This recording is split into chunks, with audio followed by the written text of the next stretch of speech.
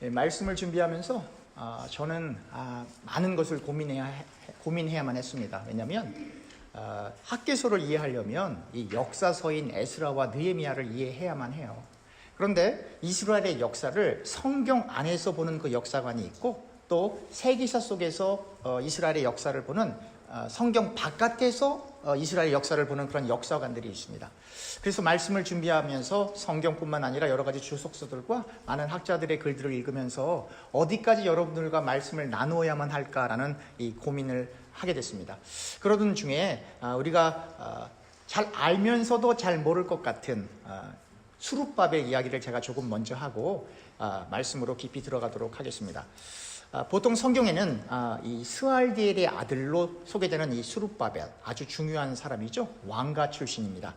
에스라와 느헤미야에서 수룹바벨은 이 스알디엘의 아들로 소개가 됩니다. 또한 이 신약 성경, 이 마태복음과 누가복음에 기록된 예수님의 족보에서도 수룹바벨은 이 스알디엘의 아들로 소개됩니다. 그런데 여러분, 역대상 3장 19절을 보면 이 수룹바벨의 아버지가 이 스알디엘이 아니라 이 부다야, 한국말로 이 부다야로 이렇게 기록되어 있습니다. 스알디엘은 이 부다야의 형이자 아버지 여고냐, 여러분 이 여고냐는요, 여호와긴, 이 고니야 다 같은 사람입니다. 이 아버지 이 여고냐의 자녀들 중 제일 큰 형으로 이 가족을 대표했습니다. 그러니까 스알디엘이 아버지 여고냐 집안에서 제일 큰 형이라는 이야기죠. 학자들에 따르면 이 스알디엘은 아들이 없어서 스알디엘의 동생 부다야의 큰아들 수룹바벨이 스알디엘의 상속자가 되었기 때문에 이 부다야 대신 스알디엘이 수룹바벨의 아버지로 여기고, 그래서 그렇게 성경에 기록되어졌다라고 주장하는 학자들이 있습니다. 하지만 또 다른 학자들의 의견은 다릅니다. 조금 그 학자들의 의견을 따라가면 스알디엘이 결혼했지만 아들을 갖기 전에 죽었고, 그러니까 제일 큰 형이 결혼을 했지만 아들을 갖기 전에 죽었고, 그의 동생 부다야가 과부가 된 형수 스알디엘의 아내와 유대의 관습에 따라 결혼함으로, 이 유대 관습에서는 이 형이나 동생이 이렇게 죽어서 그 형제들의 그 부인이 과부가 됐을 경우에는 살아있는 형제들이 그 형수나 혹은 그 동생의 아내를 아내로 맞이하는 이런 관습이 있었습니다. 그 유대 관습에 따라서 결혼함으로 부다야가 수룹바벨의 아버지로 소개되었다라고 주장하는 학자들도 있습니다. 그런데요, 우리가 타임머신을 타고 돌아가서 직접 보지 않는 이상 알 수가 없어요.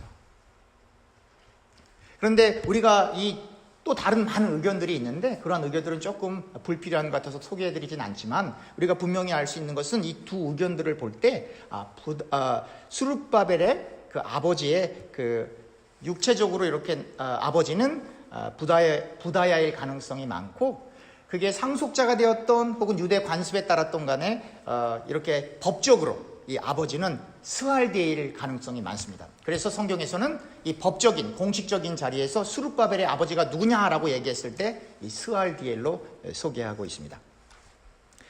유다의 왕이었던 이 여호야김의 아들이 여고냐입니다. 그러니까 증조 할아버지가, 이 수룹바벨의 증조 할아버지가 여호야김이 되는 거고, 할아버지가 여고냐 혹은 여호와긴, 고니야 다 같은 사람입니다. 이 할아버지가 되는 것이고, 그리고 아버지가, 법적인 아버지가 스알디엘, 그리고 육체적으로 이렇게 연관된 아버지가 부다야일 가능성이 많고, 그리고 수룹바벨이 있는 것입니다. 그러니까 증조 할아버지가 여호와김이니까 수룹바벨은 누구의 후손이에요? 다윗의 후손이 되는 것입니다. 페르시아의 왕 이 고레스의 칙령으로 이 바벨론 포로로부터 돌아가게 되었을 때 에스라 1장 8절에 보면 히브리 말로 한나시 리후데라는 이 표현이 나오는데요, 그것을 직역하면 유대의 왕자라는 표현입니다. 다시 말하면 이 수룹바벨은 유대의 왕가 출신이라는 건데요, 그 에스라에 보면 수룹바벨이라는 이름 대신에 이 세스바살로 이렇게 표현이 되어 있어요. 그래서 사람들이 성경을 읽으면서 아니 세스바살은 누구고 수룹바벨은 누구야? 라고 이렇게 의구심을 갖게 되는데요, 같은 사람입니다.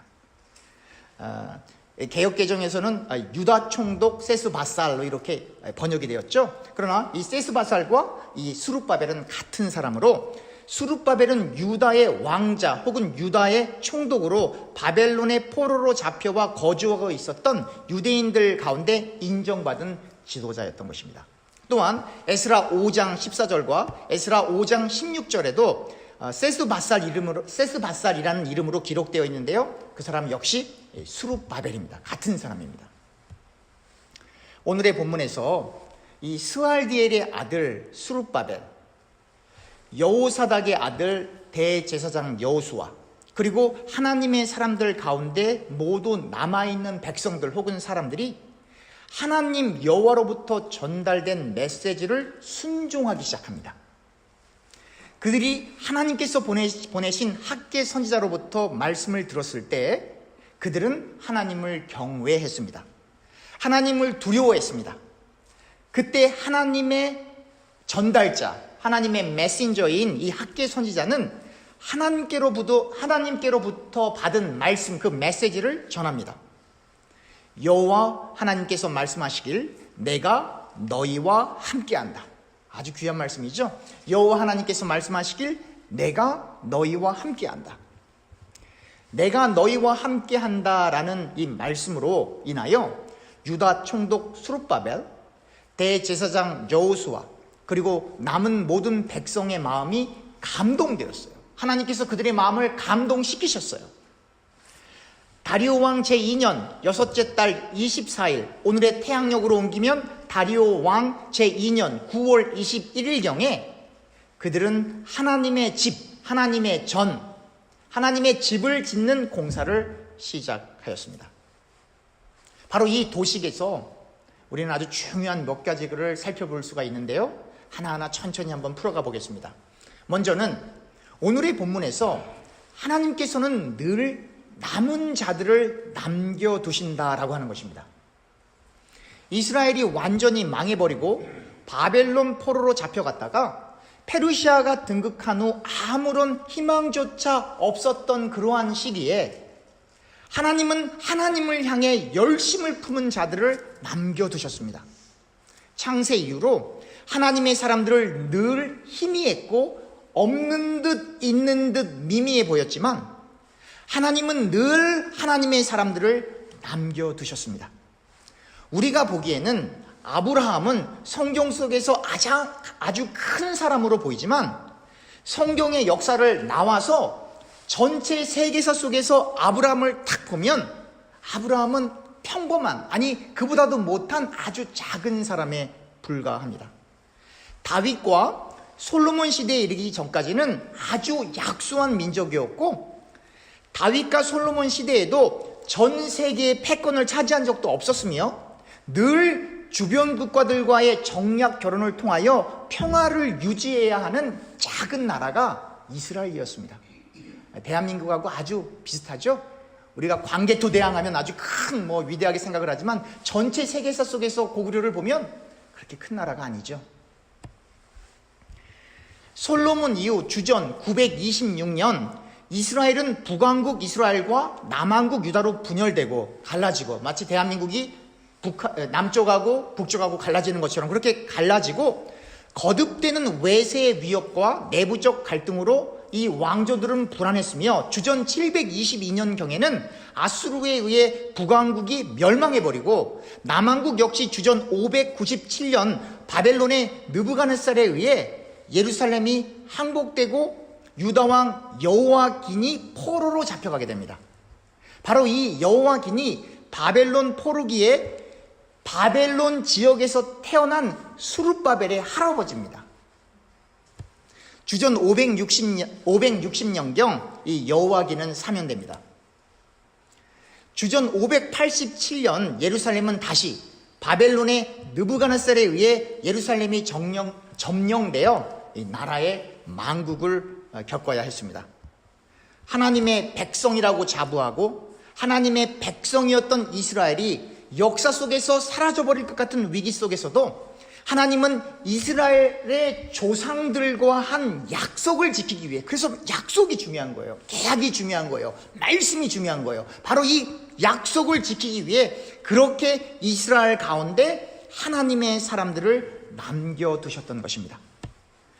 우리 또한 이스라엘처럼 우리의 현실에서 산산조각 날 때가 있습니다. 우리가 원하는 일들이, 우리가 기대했던 일들이 그냥 실패해버리고 좌절되고 절망되어져 버려서 괴로워할 때가 있습니다. 우리가 도저히 이해할 수 없는 난관과 아픔이 다가올 때가 있습니다. 왜 이러한 일들이 우리의 인생 가운데 일어날까요? 때로는 그 이유를 찾는 일이 참으로 힘듭니다. 우리의 죄 때문이다라고 생각하고 말할 수 있지만 어쩔 때는 이해가 안 될 때가 많이 있습니다.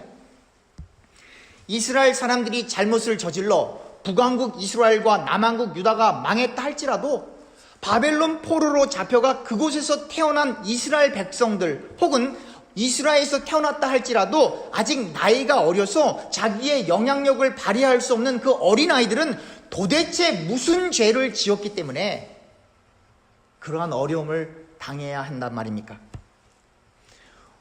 이스라엘뿐만 아니라 우리의 인생 가운데 일어나는 일들은 수학 공식처럼 그렇게 바로바로 설명되고 논리적으로 이해되지 않는 일들이 너무 많이 있습니다. 그러나 그렇게 이해되지 않는 일들이 많이 있지만 설령 우리가 그 내용들을, 우리에게 일어난 그 어려움들이 왜 일어나는지를 논리적으로 이해한들 바뀌는 것이 무엇이란 말입니까? 저와 교우님들에게 중요한 것은 우리에게 주어진 짧은 인생 가운데 그리고 제한된 공간 가운데 하나님께서 늘 우리와 함께 하시며 하나님께서 우리를 남은 자로 여기셔서, 여러분들과 제가 남은 자예요. 하나님께서 우리를 남은 자로 여기셔서 우리를 통해 하나님의 일을 이루시고 계신다라고 하는 것입니다. 또한 하나님께서는 세계 역사 속에서는 그다지 크지 않은 작은 나라에 불과했지만 여러분 이스라엘의 지도를 한번 보세요. 얼마나 작은 나라인지. 아주 작은 나라였지만 그 이스라엘을 하나님께서 선택해 주시고 그 이스라엘을 들어 하나님의 일을 하신다라고 하는 것입니다. 이 세상 속에서 저와 여러분들은 큰 사람이 아닙니다. 아주 작은 사람들입니다. 그러나 이스라엘을 선택하신 그 하나님께서 저와 교우님들을 선택하셔서 우리를 하나님의 자녀로 만들어주시고 우리를 의인이라 불러주시고 여전히 죄인이지만 예수 그리스도의 보혈을 통해 죄로 물든 우리의 옛사람을 완전히 십자가에 못 박아 버리시고 하나님의 능력으로 우리를 하나님의 자녀답게 우리를 이끌고 계시는 그 하나님이 바로 이스라엘의 남은 자들과 함께 했던 그 하나님과 같은 하나님이라고 하는 것입니다. 그래서 여러분들과 제가 작은 자들이에요. 그래서 바울이 이야기하기를 하나님께서는 이 세상에서 미련한 사람들, 약한 사람들, 능력이 연약한 사람들을 들어서 누구를 부끄럽게 한다고요? 세상에서 부하고 강하고 권세 있는 사람들을 부끄럽게 한다라고 하는 이 남은 자의 사상, 이 남은 자의 하나님이 바로 여러분들과 저의 하나님이라고 하는 것입니다. 여러분들이 지금 어려움을 겪고 힘들고 연약하다면 그것으로 인해서 절망할 필요가 전혀 없으신 것이 바로 이스라엘, 그 연약한 이스라엘, 그 이스라엘의 하나님이 그 작은 남은 자들과 함께 동행하셨던 것처럼 저와 여러분들과 동행하고 계시다라고 하는 것입니다. 이 하나님의 부르심에 저와 교우님들이 학계 선지자처럼 그리고 유다 총독 수룹바벨처럼 대제사장 여호수아처럼 그리고 이스라엘의 남은 자들처럼 그렇게 하나님께 반응할 수 있기를 주님의 이름으로 축원합니다. 두 번째로 우리가 살펴보아야 할 것은 하나님의 말씀에 순종할 때 사람들은 진정으로 하나님을 경외하기 시작한다라고 하는 것입니다. 일반적으로 사람들은 생각하길 하나님을 경외하기 때문에 하나님의 말씀을 순종한다고 생각합니다. 맞는 말입니다. 하나님을 경외하면 진심으로 하나님의 말씀에 순종하게 되어 있습니다. 그러나 어떤 경우에는 하나님을 믿기는 믿지만 확실히 그분이 나의 하나님인가 라고 하는 의심이 들 때가 있습니다. 바로 우리의 현실 때문이죠. 예수님을 30년, 40년, 50년 믿었는데 정말 주일 성수하기 위해서 열심히 하나님께 예배하기 위해서 최선을 다했는데 왜 나에게 이러한 일들이 일어났는가? 그렇게 많고도 많은 나라들 가운데 작은 나라, 이 이스라엘을 선택하셔서 이 백성은 하나님의 백성 선민이라고 하셨는데 왜 이 이스라엘 백성들이 다 그렇게 망해버리고 근대사에 들어와서는 아우슈비츠 감옥에서 그렇게 많은 유대인들이 독가스실에서 죽었단 말이죠. 유대인들이 생각할 때는 왜 우리가 하나님에게 선택을 받았는데 왜 이러한 일들이 일어났을까? 라고 하는 그런 의구심이 드는 것처럼 저와 여러분들의 현실 때문에 우리가 정말로 하나님이 나를 사랑하시는가? 우리가 예수님을 믿고 있는데 정말 그분이 우리를 사용하시는가? 왜 이렇게 어려운 일들이 나에게 일어나는가? 라고 하는 그런 의구심이 드는 것이 정상입니다. 그때 여러분들과 제가 반드시 기도로 나아가 하나님께 물어보아야만 합니다. 주세요로 끝나지 마시고 물어보세요. 하나님께. 하나님, 왜 제게 이런 일이 일어납니까? Why me? 하나님께 정말로 물어봐야 합니다. 말씀을 그냥 맹목적으로 읽지 마시고요, 눈에 아주 심지를 주고요, 말씀을 집중해서 정말 하나님이 나에게 무슨 말씀을 주시는가라고 하고 이 말씀을 정말 이 파듯이 아주 깊이 있게 들어가야만 하는 겁니다. 하지만 그와 동시에 하나님의 말씀을 읽고 들으며 그 이해되는 부분을 한번 실천해 보십시오. 거긴 이유가 있습니다. 말씀과 하나님을 향한 많은 의구심들이 우리의 현실 때문에 일어날 수 있지만 그 의구심으로 의심을 하기보다는 잘 이해할 수 없지만 우리의 현실 때문에 이 말씀이 우리에게 들어와 그 말씀이 우리에게 소화가 되어서 이해된 그 말씀들을 한번 순종해 보십시오. 구약에 나타난 많은 기적들, 그리고 신약에 나타난 많은 기적들, 아마도 그 기적을 수행하도록 명령받은 사람들은 지금 우리가 느끼고 있는 그 의심과 의구심보다 더 큰 의구심을 가졌을 것입니다. 하지만 그들은 말씀에 순종했습니다. 이해가 돼서가 아니에요. 그냥 순종했습니다. 그랬더니 하나님의 개입하심, 소위 우리가 말하는 기적이 일어났습니다. 홍해바다를 가르라고 말씀하시는 하나님의 말씀을 들은 모세가 얼마나 힘들었겠습니까? 10가지 재앙도 얼마나 힘들었겠습니까? 문둥병이 됐는데 말이죠. 이 문둥병을 치료하도록 그렇게 요단강에 가서 몇 번이나 이렇게 들어갔다 나왔다 하면 낫는다라고 하는 불신자이지만 그 말을 들었을 때 무시하고 싶었지만 여차저차해서 듣기까지 얼마나 많은 의구심이 들었겠습니까? 물을 포도주로 만드는 대목 가운데 종들은 알죠? 물을 갖다 주고 이 물을 담아서 사람들에게 나눠주니까 어떤 일이 벌어졌습니까? 물이 포도주가 되는 놀라운 기적이 일어났죠. 그러나 그 종들은 얼마나 많은 의구심이 들었겠습니까? 여러분들과 제가 현실 속에서 예수님을 믿는다라고 하면서 드는 그 의구심보다 더 큰 의구심과 의심들이 들었겠지만, 그러나 그렇게 했더니 하나님의 놀라운 기적이 일어났던 것입니다. 사랑하는 교우님들, 지금도 기적이 일어납니다. 믿으십니까? 지금도 기적이 일어납니다.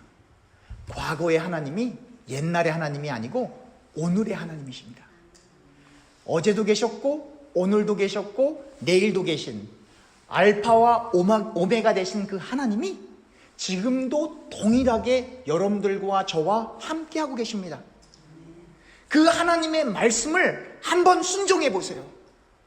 우리가 생각지도 못한 놀라운 일들이 일어날 것입니다. 문제는 여러분들과 제가 순종하지 않고 그 말씀을 의지하지 않고 그 말씀을 믿지 않기 때문에 아무 일도 일어나지 않는 것입니다.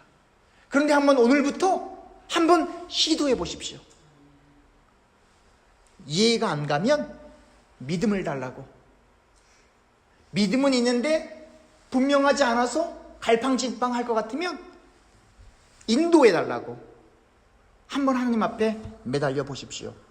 하나님께서 가장 선한 길로 우리를 인도하실 것입니다. 기적을 보지 못하는 것은, 기적을 경험하지 못하는 것은 거듭 강조하지만 하나님의 말씀에 순종하지 못하기 때문입니다. 우리가 보통 하나님의 말씀에 순종하지 못하는 것 중에서 가장 잘 못하는 것은 바로 이 믿음의 문제입니다. 그러므로 저와 교우님들은 하나님께 더 큰 믿음을 구하여 하나님의 말씀을 있는 그대로, 가감하지 말고 하나님의 말씀을 있는 그대로 지킬 수 있도록 도와달라고 하나님께 기도해야만 할 것입니다. 우리가 진심으로 하나님의 말씀을 지켜나갈 때, 하나님의 말씀에 순종할 때 하나님의 기적을 경험할 것이고 하나님을 더욱 경외하게 되어 있습니다. 하나님이 살아계심을 그냥 머리로만 아는 것이 아니라 우리의 삶 속에서 정말로 경험하게 될 때에 하나님을 더욱 경외하게 되는 것이죠. 세 번째로 우리가 살펴보아야 될 것은, 하나님은 참으로 하나님을 경외하는 사람들과 함께 하신다라고 하는 것입니다. 여러분들과 제가 잘 아는 것처럼 하나님께서는 신령과 진정으로 예배하는 자들을 찾으십니다. 그런데 누가 하나님께 신령과 진정으로 예배할 수 있을까요? 바로 하나님을 진실되이 믿고 하나님을 진실되이 경외하는 사람들만이 하나님께 신령과 진정으로, 즉 영과 진리로 예배할 수 있는 것입니다. 그리고 하나님께서는 그 예배자들과 늘 동행하십니다. 하나님이 함께 하시는 사람은 하나님이 반드시 책임지십니다. 그래서 여러분들과 저는 걱정할 것이 없어요. 이 말은 우리에게 고난이 없다는 이야기가 아닙니다. 이 말은 하나님이 함께하는 사람들에게 어려운 일이 없다는 것이 아닙니다. 이 말은 하나님이 함께하는 사람들에게 실패가 없다는 이야기가 아닙니다. 하나님의 백성이었던 이스라엘은 완전히 멸망해서 포로가 되었는데, 그러나 그 남은 자들을 하나님께서 예비하셔서 그 포로가 된 백성들 가운데에서, 이스라엘 땅에 한 번도 밟아보지 못한 2세 3세들 가운데 하나님께서 그 어린 사람들의, 물론 지금 다 저보다 나이 많으시지만 그 지금으로 옮기면 그 어린 사람들의 마음 가운데 성령으로, 성신으로 역사하셔서 그들의 마음을 만지시고 그들의 마음을 터치하셔서 남은 자들로 하나님께서 새롭게 하시는 놀라운 역사를 통해서 그 남은 자들이 하나님을 위해서 헌신할 수 있었던 것입니다. 그 남은 자들을 예비하신 것처럼 하나님께서 우리의 절망 가운데 희망을, 우리의 역경과 고난 가운데 소망을 주시고, 또 우리의 현실을 반드시 이겨내시게 하시는, 그러니까 우리의 힘이 아니라 하나님의 능력이 우리 가운데 임함으로 우리가 넉넉히 이 세상을 이겨낼 수 있는 것입니다. 우리는 하나님의 말씀에 순종하여 그 말씀에 거하기만 하면 됩니다. 정말이에요. 우리가 하나님의 말씀에 순종하여 그 말씀에 거하기만 하면 하나님의 놀라운 역사하심이 우리의 일상에 나타나게 될 것입니다. 구약을 읽으면서 이건 옛날 얘기라고 생각하지 마십시오. 반석에서 물이 나오는 이야기가, 메추라기와 만나를 먹는 그 이야기가 옛날 이야기라고 생각하지 마십시오. 그 하나님이 오늘날 우리와 동행하시고 그 하나님이 우리의 아버지 되십니다. 네 번째로 우리가 생각해 보아야 할 것은, 하나님이 함께하는 사람들은 하나님으로 인해, 하나님의 말씀으로 인해, 하나님의 영으로 인해 감동된다라고 하는 것입니다. 하나님이 하나님의 사람들의 마음을 만지신다는 이야기입니다. 터치하신다는 이야기입니다. 사랑하는 성도님들, 언제 마지막으로 교우님들의 모든 것을 다 내려놓고 하나님께 부르짖으셨습니까? 삶 속에 고난과 역경이 없는데 과연 우리가 하나님께 간절히 부르짖을 수 있을까요? 삶 속에 어려움이 없는데 모든 스케줄을 다 취소해버리고 방에 콕 박혀서 말씀만을 하루 종일 그 이상 읽을 수 있을까요? 저는 생을 살다가 어려운 일이 일어나면 정말이에요, 문을 닫고 하루 종일 말씀 봐요. 하루 종일 밥도 안 먹고. 고난과 역경이 하늘의 복으로 이어지는 촉매의 역할을 하고 있는 것임을 여러분들과 저의 삶 속에서 경험하게 되지 않습니까? 물론 힘들죠. 그러나 저와 교우님들에게 선택이 있는 것 같지만, 그러니까 우리의 삶 속에 다가오는 일들을 우리가 이렇게 대처했으면 이렇게 풀어갈 수 있었을 텐데 라고 이렇게 선택적인 요소가 있는 것처럼 생각이 되지만 그렇지 않습니다. 그렇지 않습니다. 우리가 예상치 못하고 피할 수 없는 그러한 어려운 일들이 훨씬 더 우리 가운데 많이 있습니다. 하나님의 도움을 얻기 위해, 하나님의 말씀으로 감동되기 위해, 성령 하나님으로 충만해지고 성령 하나님으로 감동되어지기 위해 하나님을 사모해야 합니다. 그래야 그 어려움을 이겨낼 수 있습니다. 이스라엘 백성들이 정말 그렇게 생각했겠어요? 우리가 망할 것이다. 더군다나 왕이 잡혀가고 왕이 감옥에 들어가고 눈 뽑히고, 삼손 눈 뽑히는 게 아니라 왕이 눈 뽑히는 이러한 일들, 하나님이 세운 하나님의 군사라고 하는 그 이스라엘이 그렇게 망해버리는 그 일들을 과연 이스라엘 백성들이 상상이나 했겠습니까?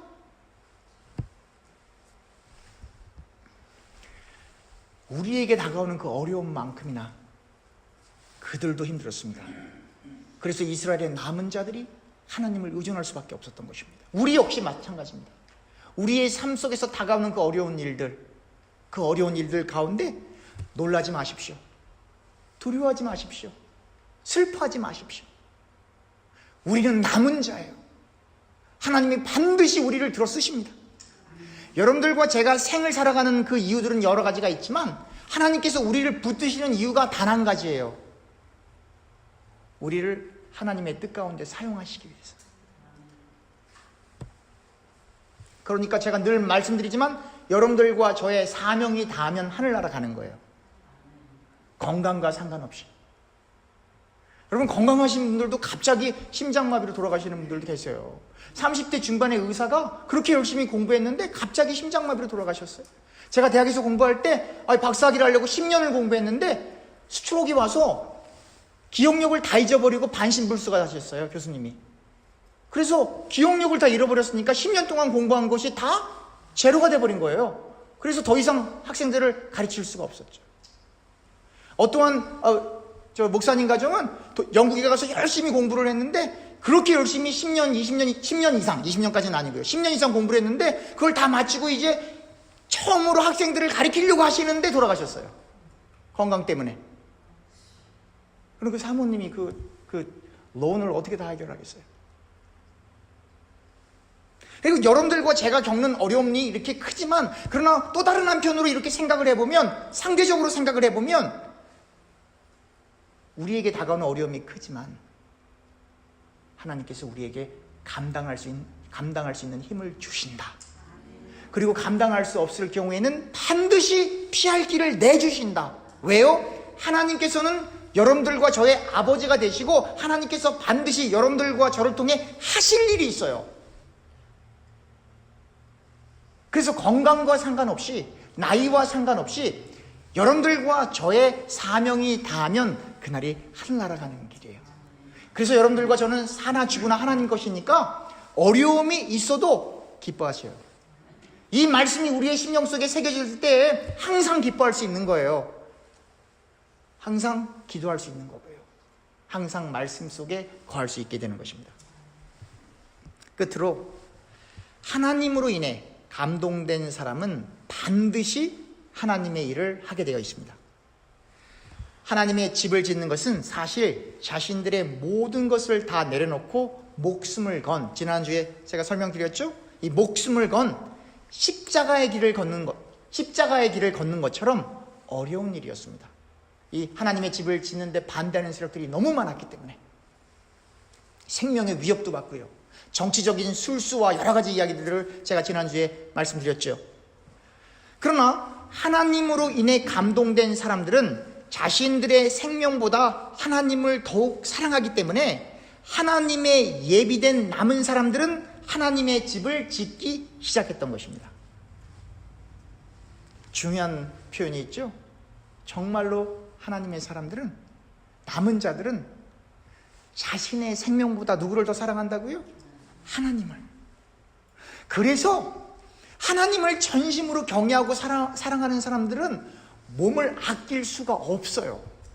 100번을 얘기해 보세요. 듣나? 안 들어요. 그러니까 걱정이 되면 기도하세요. 기도해 주세요. 왜냐하면 자기의 생명보다 하나님을 더 사랑하기 때문에 막 마음이 막 뛰는데요. 제가 지금 얼마나 자제하면서 설교하는지 아시죠? 부드럽게, 각 페이지마다 제가 다 써놨어요. 부드럽게, 부드럽게, 부드럽게. 자기 일을 돌볼 시간이 없어요. 그래서 구약도 그렇고 신약도 그렇고 정말 하나님의 성령에 서잡힌 사람들은 자기를 돌본 사람이 없어요. 다 목을 내놓고 하는 거예요. 목을 내놓고. 여러분들과 제가 그렇게 예수 믿어야 돼요. 우리 거 다 챙기고 누굴 따라가? 누구 예수님을 어떻게 따라갑니까? 우리 거 다 챙기고 무슨 십자가를 지고 좁은 길을 지고 좁은 길을 가고 무슨 거짓말을 그렇게 하세요? 다 내려놔야, 다 비워주어야 하나님이 채워주세요. 그게 진짜 축복이에요. 사랑하는 교우님들, 우리가 하나님의 일을 할 만해서 혹은 하나님의 일을 할 만한 자격이 되어서 하는 게 아니에요. 우리가 하나님의 일을 할 만한 자질을 갖추어서 하는 것도 아니고 우리가 하나님의 일을 할 능력이 있어서 하나님의 일을 하는 것도 아닙니다. 우리가 하나님의 일을 하는 것은 하나님으로 인해 감동되었기 때문입니다. 하나님의 영으로 감동되었기 때문입니다. 하나님의 말씀으로 감동되었기 때문입니다. 그런데 성도들이 성령을 사모하지 않아요? 그런데 성도들이 하늘의 은사를 사모하지 않아요? 이건 뭐가 문제가 있는 거죠. 정말로 하나님의 영에 의해 하나님의 말씀으로 감동된 사람은 은혜가 뭔지를 알아요. 대부분의 사람들은 은혜를 지식적으로, 이론적으로 알고 있어요. 그래서 가슴이 안 뜨거워져요. 아이, 목사님, 저는 선천적으로 원래 눈물이 안 나는 사람이에요. 이런 분들이 있는 거 제가 알아요. 근데 그런 분들도 정말 하나님의 은혜를 정말로 머리로 말고 정말로 깨달아지게 되면 그동안 참았던 누름이 한꺼번에 다 터져버려요. 그래서 사도 바울이 선교사가 되는 겁니다. 옛사람으로 인해 죄악에서 도저히 나올 수 없는 우리들을 위해 예수님이 십자가를 지심으로 그 죄로 물든 우리의 옛사람을 십자가에 이렇게 못 박아버린 거예요. 바울의 설명입니다. 로마서 6장 6절과 7절입니다. 우리가 알거니와 우리의 옛사람이 예수와 함께 십자가에 못 박힌 것은 죄의 몸이 죽어 다시는 우리가 죄에게 종로로 타지 아니하려 함이니 이는 죽은 자가 죄에서 벗어나 의롭다 하심을 얻었느니라. 바로 이 십자가의 사건으로 인하여, 그리고 예수님의 부활로 인하여 우리의 옛사람은 완전히 십자가에서 죽어버리고 그리고 새 사람이 된 것입니다. 믿으십니까? 우리가 새 사람이 되어서 하나님의 자녀가 된 것입니다. 바로 이 은혜를 깨달은 사람은, 정말로 그 은혜를 깨달은 사람은 예수님을 닮고자, 정말로 예수님을 닮고자 세상에 매인 이 겉사람의 의지를 꺾고 죄악에 여전히 연관되어 있는 이 세상에 매여 있는 이 겉사람을 온전히 꺾고 그리스도의 영에 온전히 사로잡힌 우리의 속사람이, 이노맨, 우리의 속사람이 하나님을 기쁘시게 하는 삶을 살기 위해 목을 내려놓는 거예요. 그 예수님을 닮기 위해 우리의 모든 가치관, 우리의 모든 세계관, 우리의 모든 것, 우리의 생명까지도 내려놓게 되어 있습니다. 사랑하는 교우님들, 말씀을 맺겠습니다.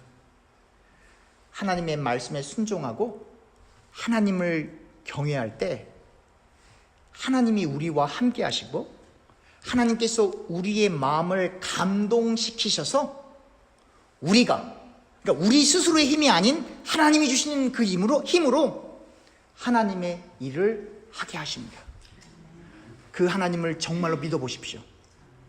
우리가 머리로 하는 거 중요하지만 우리의 삶 속에서 예수님을 만나지 못하면 우리가 뭐 하고 있는 겁니까? 여기서 우리가 성경을 읽으면서 하나님은 이런 분이시군요 라고 하는 것을 아는 것도 중요하지만 그 성경에서 역사하시는 하나님이 우리의 삶 속에서 역사하지 않는다라고 하면 우리가 뭐하러 성경을 읽습니까?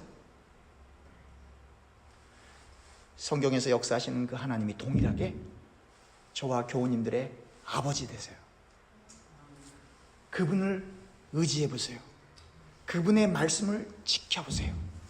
그 말씀을 지키기 위해 한번 우리의 겉사람을 꺾어보세요.